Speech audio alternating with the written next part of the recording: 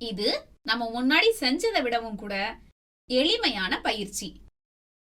எழுத்தை பார்த்து கட்டத்தில் எழுதுவோம்.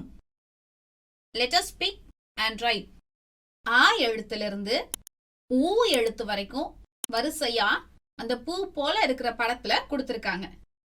அதுக்கு பக்கத்திலேயே ஆ எழுத்தையும் அதுல இருந்து ஒரு 2 கட்டம் தாண்டி ஈ எழுத்தையும் கொடுத்திருக்காங்க.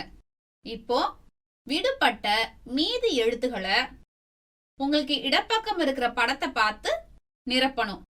இப்போ விடுபட்ட எழுத்துக்களை நிரப்புங்க பார்க்கலாம். ஆ எழுத்துக்கு அப்புறம் என்ன எழுத்து வரும்? ஆ, நிரப்புங்க. அதுக்கு அடுத்தது நிரப்புங்க. நீங்க இதை சரியா நிரப்பிருந்தீங்கன்னா அதுக்கு அடுத்த எழுத்து ஈ வந்துருச்சு.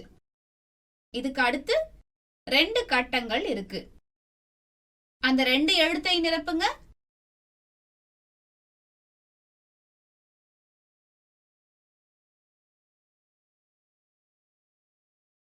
அவ்வளவுதான், இந்த பயிற்சி முடிஞ்சிருச்சு. அடுத்த பயிற்சிக்கு போகலாமா? எழுத்துக்களை வரிசையாக எழுதுவோம்.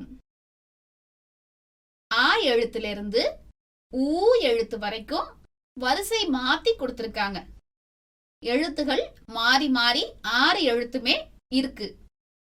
கீழே கொடுத்திருக்கிற இந்த ரயில் வண்டியில 6 எழுத்துகளையும் வரிசையா எழுதணும். ஆவுல தொடங்கி ஊ வரைக்கும் வரிசைப்படி எழுதணும். அதுதான் இந்த பயிற்சி.